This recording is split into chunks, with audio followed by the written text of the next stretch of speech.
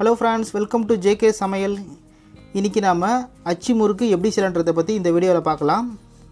இதுக்கு வந்து ஒரு பவுலில் ஒரே ஒரு முட்டையை வந்து உடைச்சி வச்சுருக்கேன். இப்போ இதை வந்து கலக்கிக்கலாம்.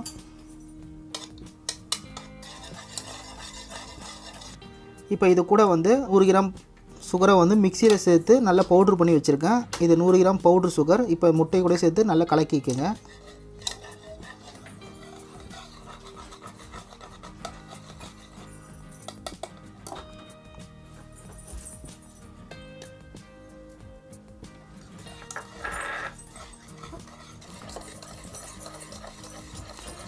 இப்போ இது கூடவே ஒரு 1/2 டீஸ்பூன் ஏலக்காய் தூள் சேர்த்துக்கலாம்.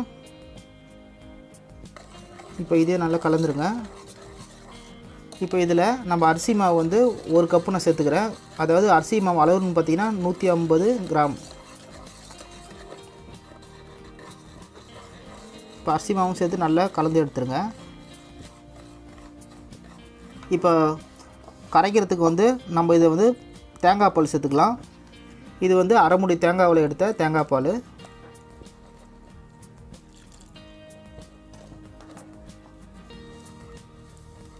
இப்போ நல்லா கரைச்சி எடுத்துருங்க. நம்ம கரைக்கிற மாவு வந்து ரொம்ப கட்டியாகவும் இல்லாமல் ரொம்ப தண்ணியாகவும் இல்லாமல் மீடியமான பதத்துக்கு கரைச்சிக்கோங்க. அதாவது அச்சு மேக்கர் நம்ம இதில் வச்சு ப்ரெஸ் பண்ணி எடுக்கும்போது ஒட்டுற அளவுக்கு வரணும், அந்த பதத்துக்கு கரைச்சிக்கோங்க. பாருங்க, நம்ம கரைச்ச மாவு வந்து இந்த மாதிரி இருக்கணும்.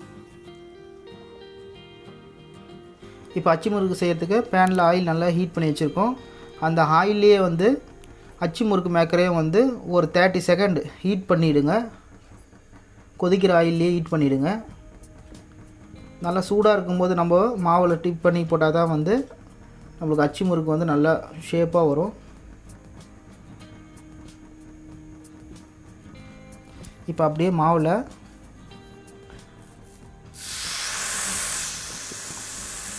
இப்படி லைட்டாக 3/4 வாசி அளவுக்கு மாவில் ப்ரெஸ் பண்ணிவிடுங்க. பாருங்கள், இந்த அளவுக்கு. இப்போ அப்படியே எடுத்து ஆயிலில் வச்சுருங்க.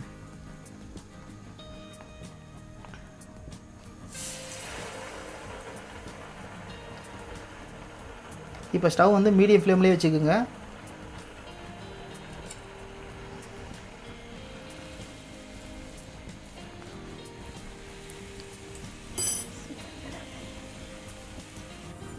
ஒரு வாட்டியும் நம்ம செய்யும் போதும் வந்து இந்த அச்சு முறுக்கு மேக்கரை வந்து ஆயிலில் ஒரு 30 செகண்டாவது வச்சுட்டு சூட்டோடு தான் வந்து மாவில் நம்ம டிப் பண்ணி போடணும். அப்போ தான் வந்து அச்சு முறுக்கு வந்து நம்மளுக்கு நல்லா வரும்.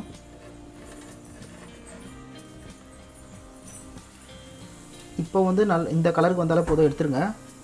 இப்போ வந்து நல்லா சாஃப்டாக தான் இருக்கும். ஆறுனதுக்கப்புறம் தான் வந்து நல்லா மொறுமொறுன்னு வரும், ஹார்டாக.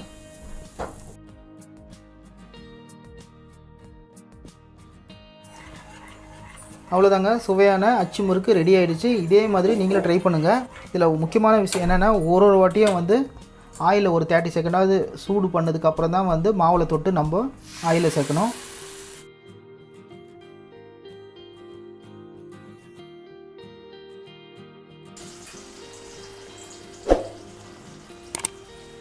பாருங்கள், கொஞ்ச நேரம் ஆனதுக்கப்புறம் இப்படி ஷேக் பண்ணோன்னா வெளியே வந்துருந்துச்சு பாருங்கள்.